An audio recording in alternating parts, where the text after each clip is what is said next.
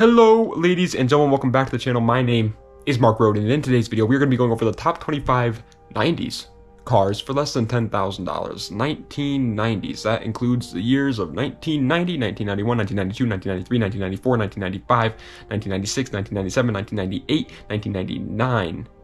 And that's it, not 2000. 2000 is not included. By the way, based off of, like, the way I'm basing it off of is if the car was built during the 90s. Like, it doesn't matter if it came out in, like, let's say it launched in 88, okay? But then it carried over and its last production year was 93 or something like that. That counts. If it was launched in 99, but then most of its production years was 2000, 2001, 2002, 2003, something like that.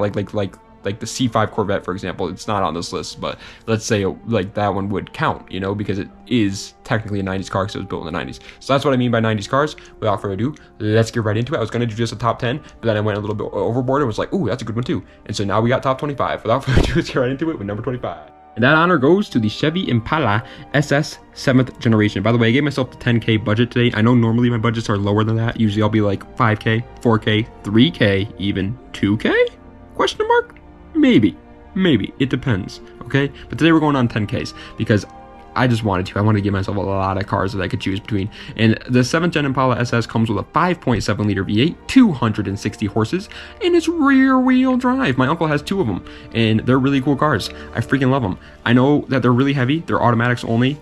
And honestly, there's really not that much of a point of buying one of these nowadays, but they're on the list because I like them. 24th place is going to one that realistically is probably a bad idea for you to buy, but it's the Mazda RX-7 FC. I love making bad decisions, as you guys can tell. I bought a salvage title 350Z for $5,000 and it didn't run for like a month after I bought it. So we're going to talk about the FC RX-7 here, partner. Comes with a 1.3 liter, two-rotor rotary engine, making 160 horsepower, and it's rear-wheel drive. These things are just incredible in every sense of the word, except for reliability. Reliability, well, we just don't want to talk about that, okay? That guy's not invited. But everything else, insane. Rear wheel drive, retro style, beautiful style in terms of interior and exterior. Just handling monsters. Yeah, the horsepower is a little bit low, but the weight is low too, so it balances out. 23rd place. Are you a luxurious person? Do you like sitting in the back of a limousine while Sydney Sweeney picks off the dust in between your toes? Well, then look at the BMW 740i L E38. I almost just said 740i, but then I realized I wrote the L on my list here, so I'm going to say that. Car comes with a 4.4 liter V8, making 286 horsepower going to the rear wheels. 286 horsepower is a lot. Rear wheel drive is also really cool, but the 740i L does weigh a little bit more than you would expect a 90s BMW to weigh. It's a luxury car. It's meant to be a big car that you can cruise around with your homeboys in, okay? It's got the same motor, I'm pretty sure, that the E39 540i came with, and if that's the case, these things are reliable as hell, so don't let the V8 part scare you. But you know what's not too reliable? The number 22 spot, Subaru SVX. Super unique car. Obviously, I made a whole deep dive on this, and a lot of people saw it, and they were like, yeah, it's pretty cool. So most of you guys already know this info, but it's just unfortunately just not the most reliable. The car comes with a 3.3 liter flat six, making 230 horsepower, and it's front wheel drive or all wheel drive. It depends on where you live. All wheel drive one's obviously going to be better than the front wheel drive one, but it doesn't really matter either way. Like I said, the main problem was just its reliability issues. Flat motors just tend to have, they pool up, man. They pool up. Oil just sits there. It's not a good idea. Why do they do it? It sounds cool, and they're cool motors, but like, God, man. Jeez, stop doing that. 21st place, however, barely missing out on the top 20 is the Toyota MRQ SW20. Also decently unreliable, but only because it's old. These cars I feel like just get neglected so much, and it's so unfortunate. The car comes with a 2.2 liter inline-4, making 130 horsepower in its rear-wheel drive. It is mid-engined, and I'm gonna say it. People make fun of me whenever I say it, because they tell me that I say it every single time I talk about this car. But it has snap oversteer. Oh, how does that feel? How does that feel hearing me say it again? Yeah, they do have snap oversteer though, in all seriousness. I like saying it whenever I talk about these cars or the Fiero GT, because mid-engine cars are not the easiest car to drive, and that you have to be a little bit careful if you're a first-time driver, and so I just want to make that clear. They're cool cars, but not for like a 16-year-old. Breaking its way into the top 20, however, is just good in absolutely every single sense of the word. It's the first generation of the Toyota Tacoma. Toyota Tacoma has been a staple of reliable trucks since they came out, and the first gen is freaking sexy. Car comes with a 3 liter V6 truck making 160 horsepower, and it's obviously a 4x4 because it's a pickup truck. Now you can obviously get the 2-wheel drive versions of them, but why do that? You have a $10,000 budget, just get the 4x4 version.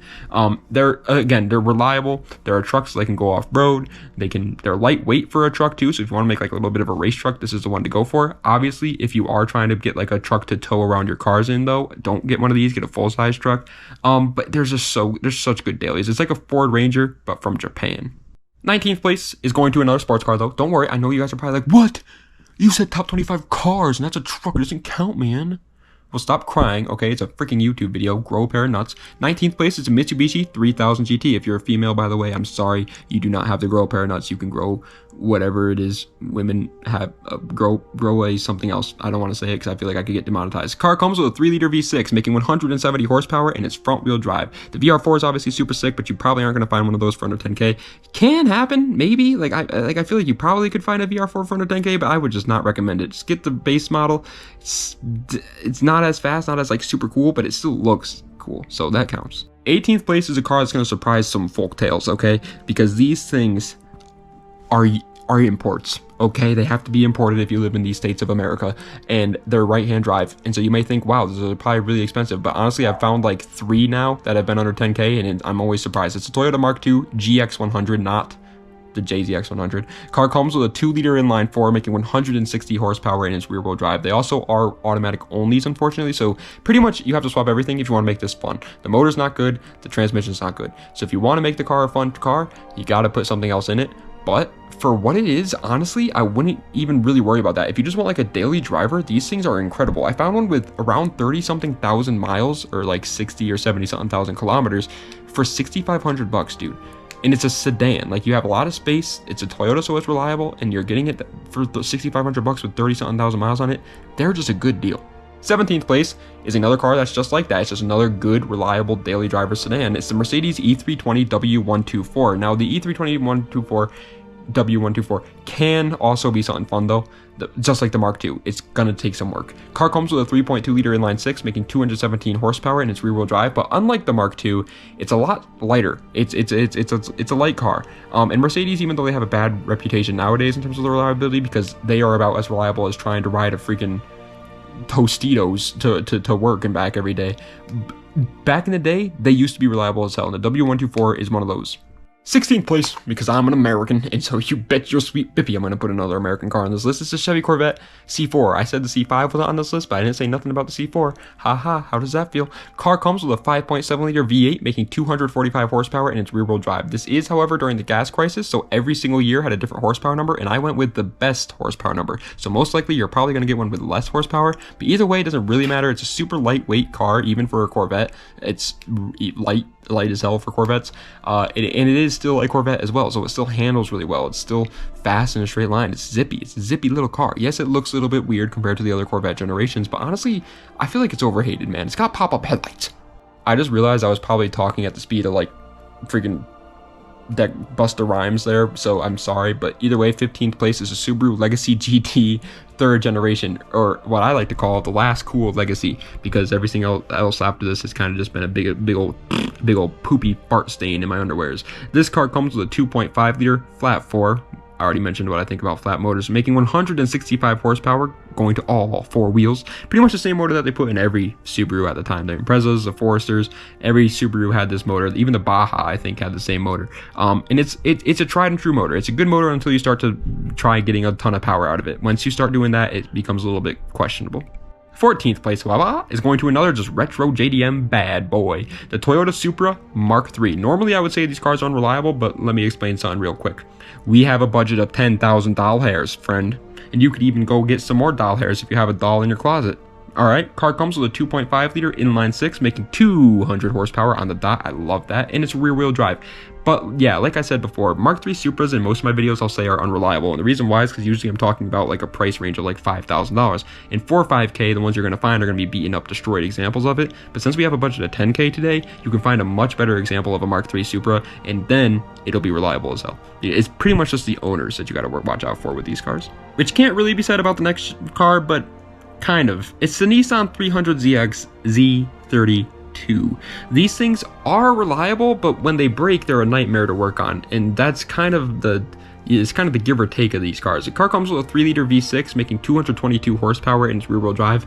I do like when cars are 200 horsepower flat, but I like it even more when all three of the numbers are the exact same. So 222 horsepower, God bless Nissan for doing that. Even if it's a lie, let's say the car only has 220 horsepower, I'm happy that it actually, they said that instead.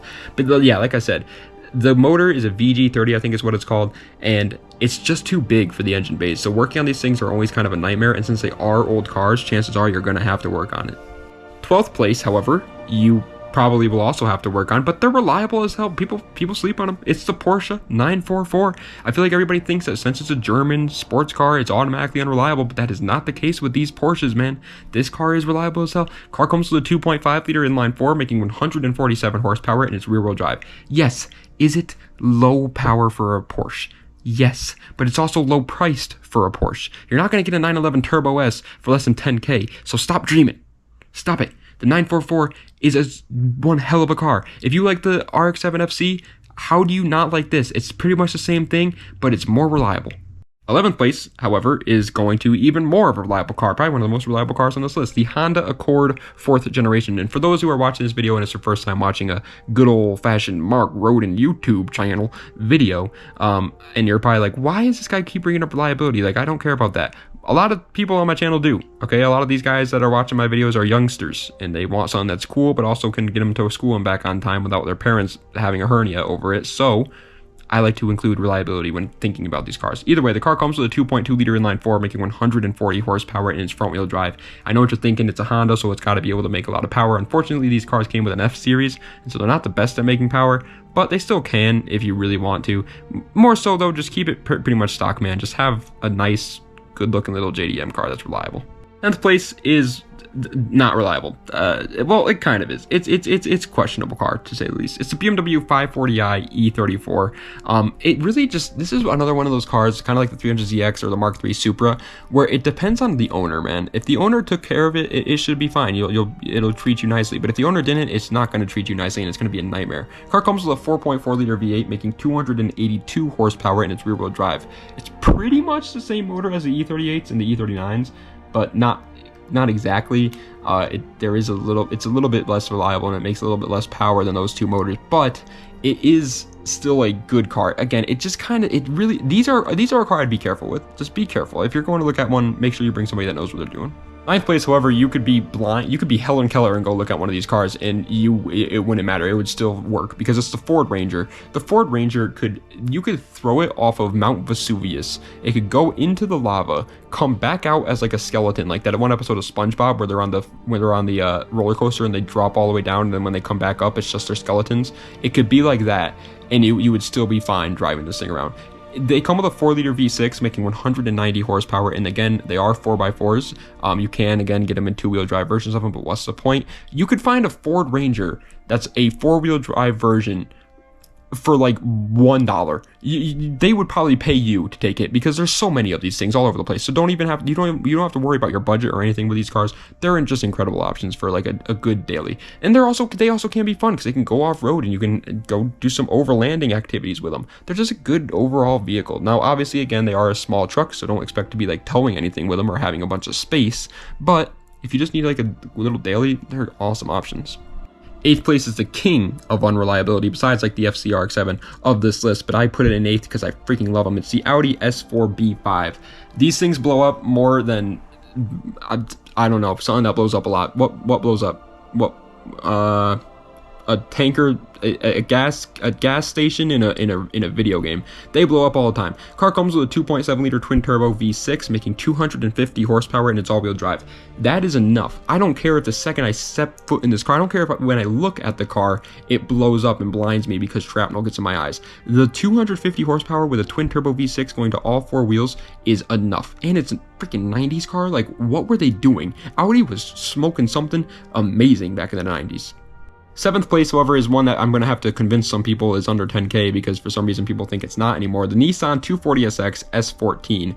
Obviously, yeah, you're not going to find like a clean example of an S14 for less than 10K. I'm not saying that. The one you're going to get for less than 10 grand is going to need some work probably. It's probably going to be owned by a idiot before you, to be honest, so you're gonna have to be careful. But the car comes with a 2.4 liter inline 4, making 155 horsepower, and it's rear wheel drive. If you are a first time car buyer, do not buy this. The reason why isn't because they're unreliable, it isn't because they're hard to work on, it isn't because they're a bad option, it's not because they're too fast or anything like that. It's because you have to be patient with S chassis. You have to really wait. Like, if you want, let's say you want an S chassis in right now. The time I'm filming this video is July 31st, so pretty much August 1st. All right, it's the start of August. If you want an S chassis, you won't be able to actually find a good S chassis and buy it until like at least October. Like, you have to check every day. You gotta just be patient. There are so many crap S chassis out there, but there are very, very few good ones. And when they are good ones, you have to be fast, and you're just not gonna know how to do that as a new time driver. So just don't do it. But if you aren't, buy one of these. 6th place. I'm sorry to talk too long about intros. I always tell myself if I make like a video where it's like 20 cars or something, that I can only talk about them for like 40 seconds. That way the video is not too long. But I've been talking about all these cars for like a minute so far, so it's probably gonna be a long video. Either way, it's the Volkswagen GTI Mark III.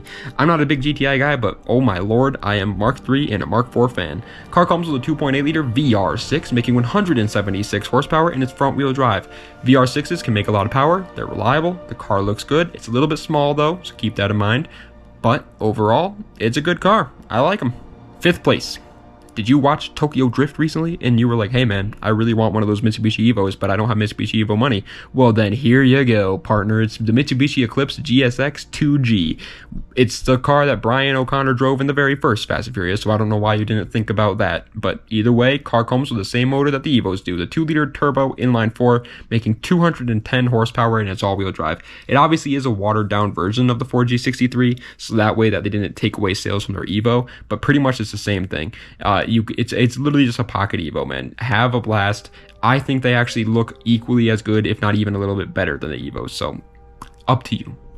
4th place is for the guys who wanted the Accord that we were talking about earlier, but wanted something that could make a little bit more power. It's the Honda Civic EG. Comes with a D series, which is interesting, to say the least. It's a little bit better, I would say, than the F series, but also at the same time not. You can't see me right now, but I'm doing one of those things where one of my eyebrows are raised and one of them are low, like I'm questioning something because I can't really tell.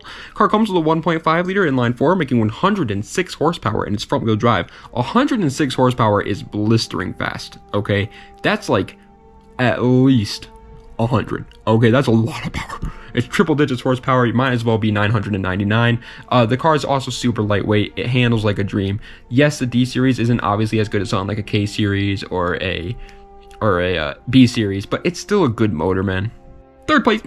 Going to another American car because it's just absolutely incredible. One of the better options in my opinion. It's the Ford Mustang GT SN95 or New Edge. Honestly, they're pretty much the exact same thing. I think the New Edge is literally just a facelift SN95. If I'm mistaken there, please someone correct me in the comments, but I'm pretty sure they're exactly the same and the only difference is their looks. Either way, the car comes with a 4.6 liter V8 making 235 horsepower in its rear wheel drive. I honestly constantly recommend buying SN95s or New Edge Mustangs to people that are like looking for a cheap sports car. They are just genuinely just really good deals right now. Buy them up before they become like the next Fox bodies though, because people are starting to realize the potential of these cars. 2nd place though, let's talk about this one. TikTok fans, all right, Livy Dunn impersonators and Bryce Hall enthusiasts. It's the Mazda Miata NA. Of course, it really is just that good of a deal. I mean, I hate saying it because I personally would never buy a Miata. Like, I personally am just not a Miata guy, but it really is that good of a deal. The car comes with a 1.8 liter inline 4, making 135 horsepower in its rear wheel drive. I do want to say, however, notice how I said I'm not a Miata guy? That's okay to admit. There are some people out there that are just not going to enjoy Miatas because they don't enjoy what Miatas are for. And that's super, super tight racing. Like, I'm talking like corner after corner after corner, autocross style stuff. Even if you like circuit racing, I don't even think a Miata is the best choice because there are a lot of straights on circuits and Miatas are slow in straights. It's just you got to be a certain type of person and you got to be honest with yourself. Don't make a mistake here. Don't buy a Miata because the rest of TikTok tells you you're gonna like it, because you might not. But 1st place, in my opinion, the absolute best 90s car for less than $10,000, and honestly just one of the best cars in general for less than $10,000, is the BMW 328i E36 if you're a car guy. Obviously, if you're not a car guy, if you're just some random Joe Schmo who likes, going for long walks on the boardwalk and then going home and watching Seinfeld or something, it might not be for you. but it's for everybody else, it's absolutely incredible. The car comes with a 2.8 liter inline six, making 190 horsepower in its rear wheel drive. They are good at absolutely everything you put them to. They can be an autocross car, they can be a circuit car, they can be a drift car, they could probably be a drag car. I wouldn't really recommend doing that though with this car. Get the Mustang if that's what you want. They could be a rally car. They could be whatever you want them to be. Okay, they look good. They're reliable, especially for a BMW. Like, these things are decently good. 190 horsepower is not that bad either for a car that weighs as little as this car does weigh. It has tons of aftermarket support, tons of community around it. The price is only going to continue to go up, so it's a good investment. There's just nothing bad about the E36. It's just genuinely a great option. It's another car, just like the Miata though, where I would personally never probably own one. I don't think, I'm a big BMW fan, and I don't even really like the E36 that much. But I'm not going to let my bias get in the way and lie to you guys and say that it's a bad car. I just don't like how they look. In terms of everything else about them, they're incredible. But ladies and gentlemen, that's the end of today's video of the top 25 best 90s cars for less than $10,000. I hope you guys enjoyed. If you did, please be sure to like, comment, and subscribe to the channel for more content just like this. Let me know what other videos you'd like to see in the comment section down below. Sorry for not uploading for like a week there. I apologize for that one. I already pretty much explained it in last video though, so if you want to see why, it's in that last video, but I'll pretty much sum it up here. My car's been giving me issues. It's been stressing me out. Wow, I look like a dork right now. You guys can totally make fun of me in the comments. You can steal my lunch money in the comments right now, because that's the end of today's video, guys. I hope you guys enjoyed. Like, that's what I look like right now. So I'm sorry about that. But anyway, das vidania, and have a nice night.